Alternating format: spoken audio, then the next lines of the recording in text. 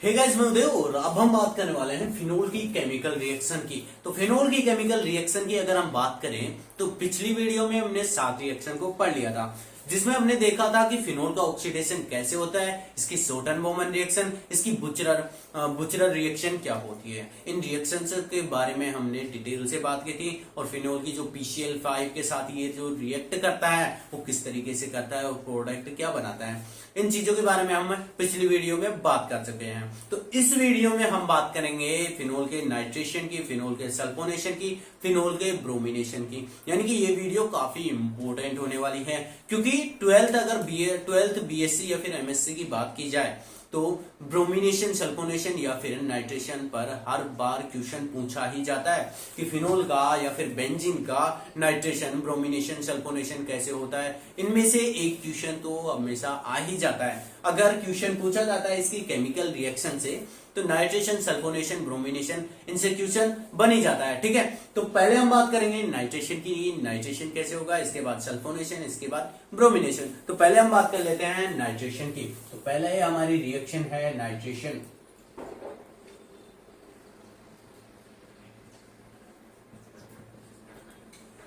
अगर फिनोल की नाइट्रेशन की बात करें तो देखो, नाइट्रेशन में हमें HNO3 यानी कि नाइट्रिक एसिड की जरूरत होती है। तो नाइट्रिक एसिड ना, देखो एसिड दो तरीके के होते हैं, एक तो डाइल्यूट एसिड, एक कंसंट्रेट एसिड। अगर कंसंट्रेट एसिड की बात करें तो वो प्योर होता है, यानी कि उसमें हमारे एसिड के मोलिक्यूल 99% होते हैं। और अगर हम डाइल्यूट एसिड की बात करें तो डाइल्यूट एसिड में ना 60% हमारा वाटर होता है और 40% एसिड के मोलिक्यूल्स होते हैं। तो अगर हम बात करें dilute HNO3, dilute nitric acid की, तो उसमें हमारे 60%, लगभग 60% H2O के मोलिक्यूल्स होंगे और 40% हमारा नाइट्रिक एसिड, 40% हमारे नाइट्रिक एसिड के मोलिक्यूल होंगे। उनका जो मिक्सचर बनेगा उस मिक्सचर को हम डाइल्यूट नाइट्रिक एसिड बोलेंगे। और जो कंसंट्रेट नाइट्रिक एसिड होगा उसमें 99% नाइट्रिक एसिड के मोलिक्यूल्स होंगे और 1%, लगभग 1% के लगभग उसमें H2O के मोलिक्यूल होते हैं। यानी कि जो प्योर, लगभग प्योर होता है ना,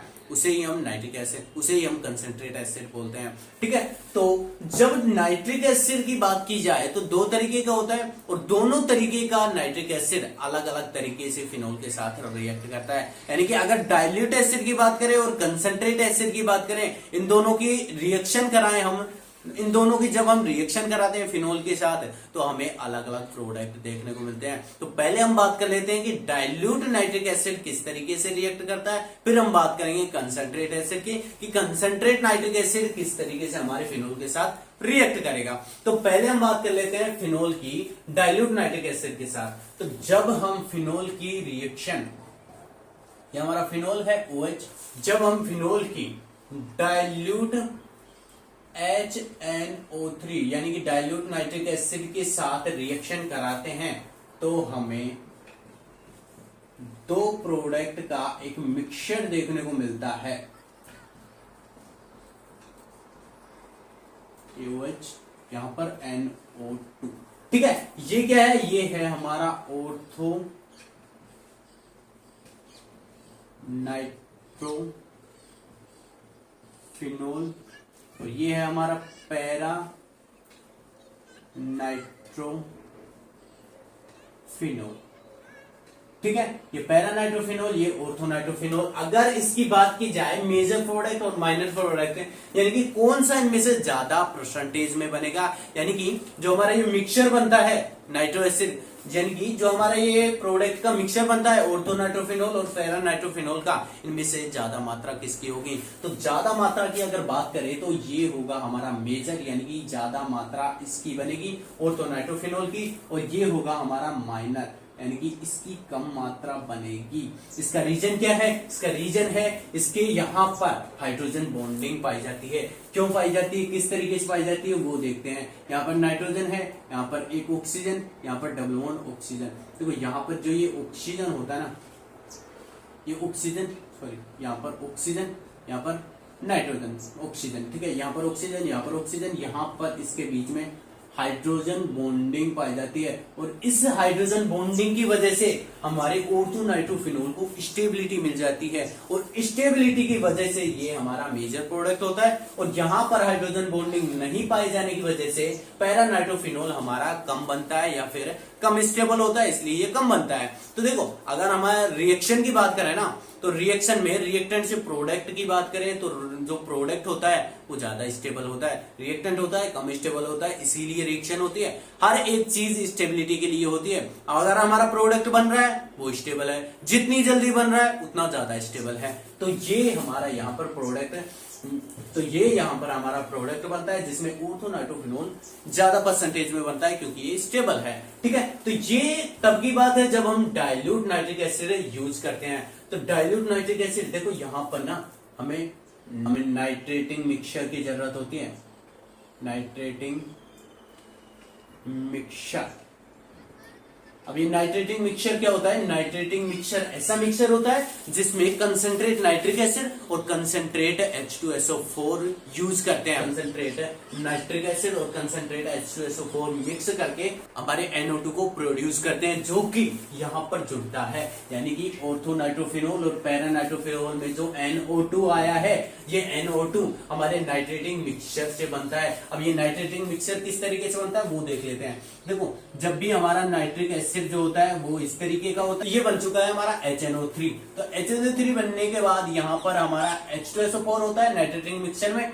H2SO4 किस तरीके से होता है? H2SO4 इस तरीके से होता है, S यहाँ पर H डबल O यहाँ पर O, ठीक है, H2SO4, ठीक है, यहाँ पर OH, यहाँ पर हमारा OH होता है। ठीक है, तो यहाँ पर हमारा H2SO4 होता है वो H प्लस देता है, यहाँ पर जो HNO3 होता है वो OH माइनस देता है। तो यहाँ से H2O बाहर हो जाता है। ठीक है, तो यहाँ से H2O बाहर होने के बाद हमें जो ये स्पीसीज मिलती है, इस स्पीसीज में NO2 पर पॉजिटिव चार्ज होता है, यानी कि ये हमारा इलेक्ट्रोफाइल हमें मिल जाता है, इलेक्ट्रोफाइल। ठीक है, ये हमारा इलेक्ट्रोफाइल होता है। ये जो इलेक्ट्रोफाइल है ये इस पोजीशन और इस पोजीशन पर जुड़ता है, जिससे हमें दो प्रोडक्ट देखने को मिलते हैं। ये प्रोडक्ट मेजर होता है, यानी कि जो NO2 का प्रोडक्शन है वो प्रोडक्शन हमारे इससे नहीं हो रहा है, वो प्रोडक्शन हमारे नाइट्रेटिंग मिक्सचर से हो रहा है। ठीक है, नाइट्रेटिंग मिक्सचर की वजह से हमें NO2 मिलता है जो कि अटैक करता है हमारे फिनोल रिंग पर। फिनोल के रिंग पर अटैक करने के बाद दो प्रोडक्ट देखने को मिलते हैं। ठीक है, तो ये है तब की बात, ये है तब की बात जब हम डाइल्यूट HNO3 यूज करते हैं। जब हम कंसंट्रेट यूज करेंगे तो क्या होगा? देखो जब भी हम कंसंट्रेट यूज करेंगे तब हमें पिक्रिक एसिड देखने को मिलता है। वो कैसे बनता है वो देखते हैं। देखो ये हमारा फिनोल है, इसमें सबसे पहले तो पूरी प्रोसेस लिख देते हैं कि रिएक्शन कैसे होगी, फिर इसके मैकेनिज्म देख लेंगे। ठीक है, तो इसमें क्या होगा? इसमें कंसंट्रेट H2SO4 यूज करेंगे, फिर हम कंसंट्रेट HNO3 यूज करेंगे और उसे हीट करेंगे, यानी कि जो हमारा ये चीज है उसे हीट देंगे। ठीक है, इसकी मैकेनिज्म से पता चलेगा कि हीट कौन सी है। हीट यानी हम गर्म कर रहे हैं या फिर ठंडा कर रहे हैं, क्योंकि हीट ना केवल गर्म करना नहीं होता है, उसे ठंडा करना भी हीट में ही आता है। ठीक है, तो ये होगा, तो हमें इससे पिक्रिक एसिड देखने को मिलता है, और पिक्रिक एसिड हमारा ये होता है NO2। ठीक है, ये हमारा पिक्रिक एसिड है। अगर इसके नाम की बात करें तो इसका नाम है 1 2 3 4 5 6। ठीक है, तो 2 4 6 यानी कि 2 4 6, ये जो पोजीशन है 2 4 6, यहाँ पर नाइट्रो ग्रुप जुड़ा हुआ है। और कितने नाइट्रो हैं? ट्राई नाइट्रो हैं, यानी कि 3 नाइट्रो हैं। Try nitrophenol. ठीक है, ये है 2 4 6 ट्राइनाइट्रोफिनोल, इसे हम बोलते हैं पिक्रिक एसिड। और ये काफी विस्फोटक पदार्थ है, इसलिए इसकी जो मैकेनिज्म है उसे काफी सावधानी से करते हैं, क्योंकि ये काफी ज्यादा विस्फोटक पदार्थ है। जैसे डायनामाइट होता है ना, वैसे ही ये भी है। ठीक है, अगर इसके मैकेनिज्म की बात करें तो इसके मैकेनिज्म में सबसे पहले हम कंसंट्रेट H2SO4 लेंगे। अब जो ये कंसंट्रेट H2SO4 फिनोल में डाल रहे हैं और उसके साथ हमें हीट भी यूज करनी पड़ेगी, यानी कि जब हम फिनोल में कंसंट्रेट H2SO4 डालते हैं और डालने के बाद उसे 100 डिग्री सेल्सियस पर गर्म करते हैं, तो हमें ये प्रोडक्ट देखने को मिलता है SO3H, यहां पर आएगा SO3H। ठीक है, इसका नाम क्या है? इसका नाम है हमारा phenol disulphonic acid. Phenol disulphonic acid इसका नाम है। ठीक है, अब ये फिनोल डाई सल्फोनिक एसिड बनने के बाद अब इसमें हम ठंडा कोल्ड HNO3 डालेंगे, यानी कि ठंडा HNO3 डालेंगे, और ये जो रिएक्शन है ये लगभग 0 डिग्री सेल्सियस पर होगी। यानी कि जो हमारा फिनोल डाइसल्फोनिक एसिड बना है, इस फिनोल डाइसल्फोनिक एसिड किस में है? बीकर में है, फ्लास्क में है, या फिर हमारे टेस्ट ट्यूब में है। अब उस बीकर, फ्लास्क, टेस्ट ट्यूब जो भी है उसे उठा करके हम ठंडे पानी में रख देंगे, या फिर हमारा जो आइस का पानी है, ठंडा है, उसमें रख देंगे। अब रखने के बाद उसमें धीरे धीरे हम ठंडे HNO3 को डालेंगे। अब धीरे धीरे हम HNO3 ठंडा HNO3 डालते हैं तो हमें ये देखने को मिलता है, जिसमें फिनोल होता है, वही डाइसल्फोनिक एसिड SO3H, लेकिन इसकी इस पोजीशन पर NO2 आ जाता है। ठीक है, NO2 आ गया तो ये देखने को मिलता है। कब देखने को मिलता है? जब हम फिनोल डाइसल्फोनिक एसिड में ठंडा HNO3 डालते हैं और उससे 0 डिग्री सेल्सियस पर रखते हैं। ठीक है, तो ये देखने को मिलता है। अब इसके बाद क्या होता है? इसके बाद हमारी एंडिंग की बारी आती है, तो उसमें क्या करेंगे? कंसंट्रेट H2SO4 डालेंगे और कंसंट्रेट HNO3 डालेंगे और उसे हीट देंगे, यानी कि गर्म करेंगे। ठीक है, जिससे फाइनली हमें ये देखने को मिलता है OH NO2 NO2 NO2। देखो यहाँ पर ना, यहाँ पर H2O भी बनता है, पानी भी बनता है, यानी कि पानी में हमें पिक्रिक एसिड मिला हुआ दिखता है। इसके हमें क्रिस्टल देखने को मिलते हैं। अब इसे ना, इस जो मिक्सचर होता है, इस मिक्सचर को हम फिल्टर पेपर से छान लेते हैं, जिससे हमें येलो भूरे कलर के क्रिस्टल मिलते हैं। अब इस येलो भूरे कलर के क्रिस्टल को हम एथेनॉल में डालते हैं और वहां से हम इसे निकाल लेते हैं, साफ करके हमें picric acid, pure picric acid मिल जाता है। ठीक है, अब ये जो पिक्रिक एसिड होता है ये काफी एक्सप्लोजिव मटेरियल होता है, तो इसे हम सावधानी से बनाते हैं। ठीक है, तो ये है हमारे नाइट्रेशन की पूरी प्रोसेस, जिसमें हम डाइल्यूट HNO3 और कंसंट्रेट HNO3 यूज करके अलग अलग प्रोडक्ट बनाते हैं। तो ठीक है, ये है हमारे नाइट्रेशन की, किस तरीके से हम फिनोल का नाइट्रेशन कराते हैं और क्या प्रोडक्ट देखने को मिलता है। तो आगे बढ़ते हैं हमारी सेकंड रिएक्शन के बारे में। तो अगली हमारी सेकंड रिएक्शन है सल्फोनेशन की। फिनोल का सल्फोनेशन कैसे होता है? देखो, सल्फोनेशन, नाइट्रेशन के लिए हमें नाइट्रिक एसिड की जरूरत होती है, सल्फोनेशन के लिए हमें H2SO4 की जरूरत होगी। तो कैसे ये रिएक्शन प्रोसीड होती है वो देखते हैं। तो सेकेंड हमारी रिएक्शन है सल्फोनेशन। ठीक है, सल्फोनेशन की जो प्रोसेस है वो कैसे प्रोसीड होगी? तो सल्फोनेशन के लिए हमें पता है, जब भी हम सल्फोनेशन कराते हैं SO3H को प्रोड्यूस करना पड़ता है। अब ये SO3H जो होता है ना, जो कि हमारी लास्ट में प्रोडक्ट में देखने को मिलता है, जब भी हम सल्फोनेशन कराते हैं SO3H जुड़ा हुआ देखने को मिलता है हमारी रिंग के साथ। ठीक है, तो वो SO3H कहां से आता है? वो SO3H प्रोड्यूस नहीं होता है, SO3 प्रोड्यूस होता है, SO3H बनता है, लास्ट में जाकर के बनता है। वो कैसे होता है वो बाद में बात करेंगे, पहले हम SO3 को प्रोड्यूस करते हैं कि कैसे बनता है। तो देखो, इसमें सबसे पहले क्या होता है, इसकी प्रोसेस में सबसे पहले जो फर्स्ट स्टेप होती है, उस फर्स्ट स्टेप में क्या होता है? फर्स्ट स्टेप में हम दो H2SO4 के मॉलिक्यूल लेते हैं। अब ये H2SO4 के मॉलिक्यूल जो होते हैं, इन H2SO4 के मॉलिक्यूल से H2O बाहर होता है। देखो यहाँ से ना H2O कहाँ ऐसे बाहर होगा। ठीक है, यहाँ से -H2। ठीक है, -H2 होने के बाद हमें दो स्पीसीज देखने को मिलेंगी, जिसमें एक स्पीसीज पर नेगेटिव चार्ज होगा और एक स्पीसीज पर पॉजिटिव चार्ज होगा। ठीक है, तो यहां पर देखो, यहां पर इस सल्फर पर क्या चार्ज आएगा? इस सल्फर पर आएगा पॉजिटिव चार्ज, क्योंकि यहां से OH निकला है। ठीक है, और ऑक्सीजन हाई इलेक्ट्रोनेगेटिव एटम है, ये अपने इलेक्ट्रॉन लेकर के जाएगा, और यहां से H+ निकला है, तो यहां पर नेगेटिव चार्ज आएगा और यहां पर पॉजिटिव। ठीक है, तो एक स्पीसीज हमारी ये बन चुकी है और एक स्पीसीज हमारी ये बनेगी। यहाँ पर नेगेटिव चार्ज, यहाँ पर S, यहाँ पर ऑक्सीजन, यहाँ पर ऑक्सीजन, यहाँ पर OH। ठीक है, तो दो स्पीसीज हमें मिल चुकी हैं। अब आगे क्या होगा? आगे हमारी ये जो स्पीसीज है, ये स्पीसीज, यहाँ पर सल्फर है, पॉजिटिव चार्ज आ चुका है, इसे हम न्यूट्रल करेंगे। तो यहाँ पर जो ऑक्सीजन और H, O और H के बीच में जो बॉन्डिंग है इस बॉन्डिंग से हम H को बाहर कर देंगे और जो O और H के बीच की जो O और H के बीच की जो इलेक्ट्रॉन है, इलेक्ट्रॉन डेंसिटी है, ये ऑक्सीजन पर शिफ्ट हो जाएगी। ठीक है, अब शिफ्ट हो जाएगी क्यों होगी? क्योंकि ये हाई इलेक्ट्रोनेगेटिव एटम है, शिफ्ट होगी, यहाँ पर पॉजिटिव नेगेटिव बॉन्ड बना लेंगे, SO3 बन जाएगा और जो ये H+ है ये यहाँ पर चला जाएगा। तो हमें दो चीजें देखने को मिलेंगी, ऑक्सीजन, यहाँ पर ऑक्सीजन, यहाँ पर ऑक्सीजन, ये बन चुका है और एक हमारा ये बन चुका है OH, यहाँ पर SO और OH। ठीक है, ये H कहां पर चला गया? ये H यहाँ पर चला गया। ये क्या है हमारा? ये है हमारा, इसे हम कुछ इस तरीके से भी लिख सकते हैं, H2SO4 और एक है हमारा SO3। यानी कि जब हम दो मॉलिक्यूल H2SO4 के लेते हैं तो H2 बाहर निकल जाता है, जिससे हमें SO3 और एक H2SO4 का मॉलिक्यूल देखने को मिलता है। अब देखो यहाँ पर हमारा SO3 है ना, ये काम की चीज है, ये अटैक करेगा। ये कैसे करेगा वो देखते हैं। ये क्या है? ये SO3 है हमारा, ठीक है, ये SO3 है। अब ये अटैक करेगा, ये कैसे करेगा वो देखते हैं। सेकेंड स्टेप की बात करते हैं। सेकेंड स्टेप में क्या होगा?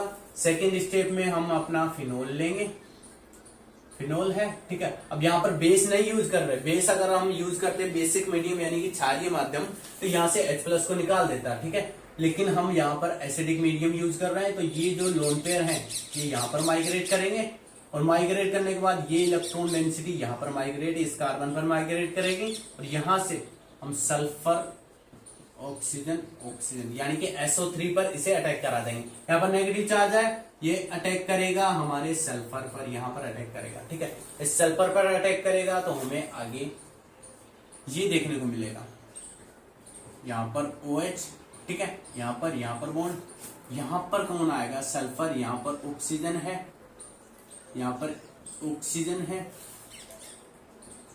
ठीक है, और यहाँ पर ऑक्सीजन नेगेटिव चार्ज इस पर, ठीक है, ये बन चुका है। अब यहाँ पर डबल बॉन्ड आ चुका है, इस पर पॉजिटिव चार्ज आ चुका है। अब यहाँ से क्या होगा? यहाँ से जो H है, देखो यहाँ पर एक H बाकी है, ये H कहां पर जाएगा? ये H की इलेक्ट्रॉन डेंसिटी इस कार्बन पर जाएगी और ये बॉन्ड है ये इस तरफ माइग्रेट करेगा। अब माइग्रेट करने पर ये जो H बाहर निकला है, इस H, ये जो H बाहर निकलने वाला है, इस H को ये ऑक्सीजन ले लेगा और ऑक्सीजन लेने के बाद हमारा फाइनल प्रोडक्ट ये देखने को मिलता है OH, ठीक है, और यहाँ पर SO3H, ये फाइनल प्रोडक्ट देखने को मिलता है जो कि सल्फोनेशन की प्रोसेस है, जिसमें हमें ये देखने को मिलता है, जिसमें SO3H जो ग्रुप है वो जुड़ा होता है हमारी रिंग के साथ। तो SO3H हम प्रोड्यूस नहीं करते हैं, हम प्रोड्यूस करते हैं SO3 को, जो कि लास्ट में जाकर के SO3H बन जाता है, ठीक है।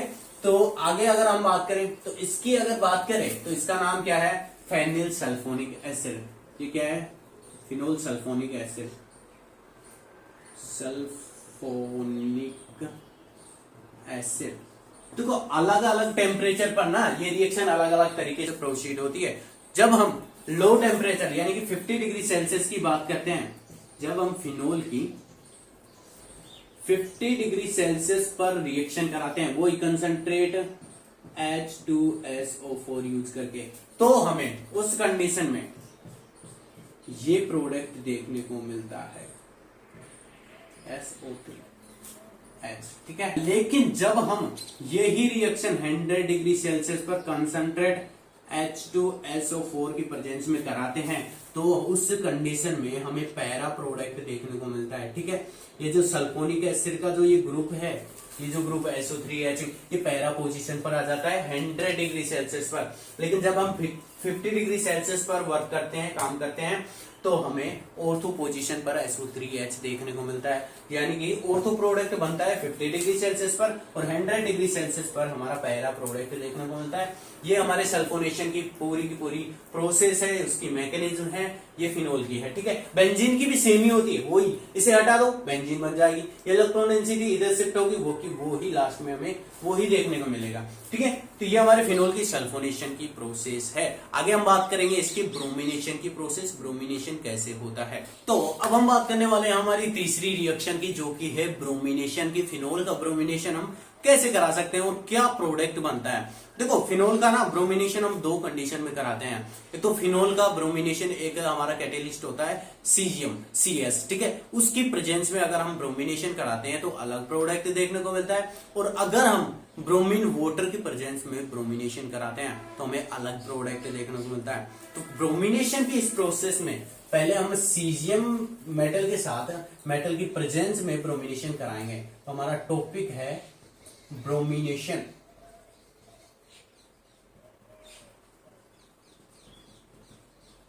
ठीक है, ब्रोमिनेशन में क्या होगा, ब्रोमिनेशन में सबसे पहले हम ब्रोमीन लेंगे, सबसे पहले हम अपना फिनोल लेंगे। अब इस फिनोल का सीजियम मेटल के प्रेजेंस में, देखो पहले तो हम अपना इलेक्ट्रोफाइल बनाते हैं, क्योंकि ये हमारी जो फिनोल है ना, ये फिनोल न्यूक्लियोफाइल की तरह वर्क करेगी। अब हमें इलेक्ट्रोफाइल बनाना पड़ेगा। इलेक्ट्रोफाइल कैसे बनाएंगे, देखो ब्रोमीन लेंगे Br, ठीक है, यहाँ पर Br, अब यहाँ पर Br लेंगे, यहाँ पर ये बाहर, ठीक है, यहाँ पर ये इलेक्ट्रॉन डेंसिटी यहाँ पर करा लो शिफ्ट, या फिर इधर शिफ्ट करा लो, तो क्या बनेगा Br positive plus Br negative. ठीक है, दो बन चुके हैं, ये हमारा इलेक्ट्रोफाइल, ये हमारा न्यूक्लियोफाइल। इलेक्ट्रोफाइल और न्यूक्लियोफाइल मिलकर के क्या बनाते हैं, रिएजेंट। तो ये हमारा रिएजेंट है, ये हमारा सबस्ट्रेट है। ठीक है, यहाँ पर हमारे काम में आने वाली चीज क्या है, काम में आने वाली चीज हमारा ब्रोमीनियम आयन है। ठीक है, तो ब्रोमीनियम आयन जो है वो अब यहाँ पर अटैक करने वाला है, जुड़ने वाला है। ठीक है, तो सबसे पहले क्या होगा, सबसे पहले हमारी जो इलेक्ट्रॉन डेंसिटी है OH की, ये इस बॉन्ड की यहाँ पर आएगी इलेक्ट्रॉन डेंसिटी इस कार्बन पर आने के बाद ये बॉन्ड यहाँ पर शिफ्ट करेगा, ये बॉन्ड यहाँ पर शिफ्ट करने के बाद देखो यहाँ पर पॉजिटिव चार्ज, यहाँ पर नेगेटिव चार्ज आएगा। ये नेगेटिव चार्ज जो है ये यहाँ पर अटैक करेगा इस ब्रोमीनियम आयन पर। तो ब्रोमीनियम आयन पर अटैक करने के बाद हमें कुछ इस तरीके से देखने को मिलता है, यहाँ पर पॉजिटिव चार्ज। ठीक है, अब यहाँ पर पॉजिटिव चार्ज आ चुका है, यहाँ पर कौन आएगा, यहाँ पर जुड़ेगा हमारा ब्रोमीन, ये बॉन्ड। ठीक है, तो यहाँ पर ये बनने के बाद यहाँ से H जो है ये H बाहर निकलेगा, इसकी इलेक्ट्रॉन डेंसिटी इस कार्बन पर आ गए, ये यहाँ पर इलेक्ट्रॉन डेंसिटी शिफ्ट करेगी इस ऑक्सीजन पर। तो फाइनली हमें ये देखने को मिलेगा, ठीक है, यहाँ पर OH, यहाँ पर Br, और यहाँ पर क्या होगा, यहाँ पर जो ब्रोमीनियम, यहाँ पर Br माइनस जो था ब्रोमाइड आयन, ये आएगा, ये H प्लस लेगा, माइनस H Br बाहर हो जाएगा। ठीक है, ये कंडीशन कब की है, ये कंडीशन तब की है जब हम ब्रोमीन यूज करते हैं सीजियम धातु के साथ। सीजियम धातु के साथ जब हम ब्रोमिनेशन कराते हैं फिनोल का, तब हमें ये देखने को मिलता है। ठीक है, ये या फिर हमें ये पैरा प्रोडक्ट देखने को मिलता है। ठीक है, और तो या फिर पैरा प्रोडक्ट ये देखने को मिलते हैं। ठीक है, लेकिन जब हम ब्रोमीन वाटर की प्रेजेंस में कराते हैं ना, तो देखो यहाँ पर हमारी सबसे इंपॉर्टेंट चीज क्या है, ये ब्रोमीनियम आयन है। जब ये अधिक मात्रा में प्रोड्यूस होगा तो देखो यहाँ पर इसकी जो पोजीशन है, ये पोजीशन पर जब ये अधिक मात्रा में प्रोड्यूस होगा तो ये अटैक भी ज्यादा पोजीशन पर कर सकेगा।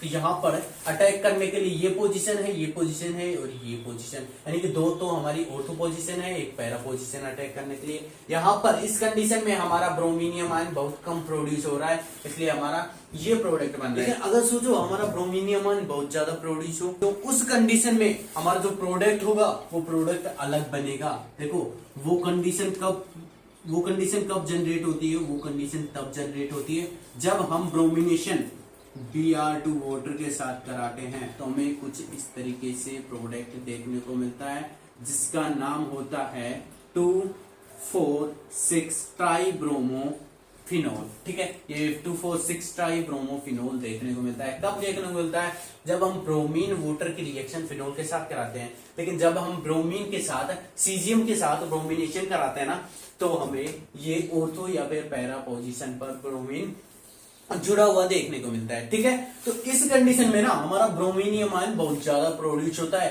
लेकिन इस कंडीशन में ब्रोमीनियम आयन बहुत कम प्रोड्यूस होता है, जिससे ये प्रोडक्ट देखने को मिलते हैं। इस कंडीशन में ज्यादा प्रोड्यूस होने की वजह से ये प्रोडक्ट देखने को मिलता है, जिसका नाम है 2,4,6 ट्राइब्रोमो फिनोल। ठीक है, तो ये है हमारा ब्रोमिनेशन, फिनोल का ब्रोमिनेशन। तो हमारी 3 रिएक्शन हो चुकी हैं, ब्रोमिनेशन, सल्फोनेशन और नाइट्रेशन। और काफी इंपॉर्टेंट रिएक्शन है, जब भी केमिकल रिएक्शन से क्वेश्चन आता है फिनोल की, तब इन रिएक्शन को लगभग पूछा ही जाता है। सबसे ज्यादा इंपॉर्टेंट है नाइट्रेशन, उसके बाद सल्फोनेशन, फिर ये हमारी ब्रोमिनेशन है। तो इनको याद करना बहुत जरूरी होता है, और हमने डिटेल से बात की है कि किस तरीके से होता है, हमारी ये मैकेनिज्म किस तरीके से प्रोसीड होते हैं।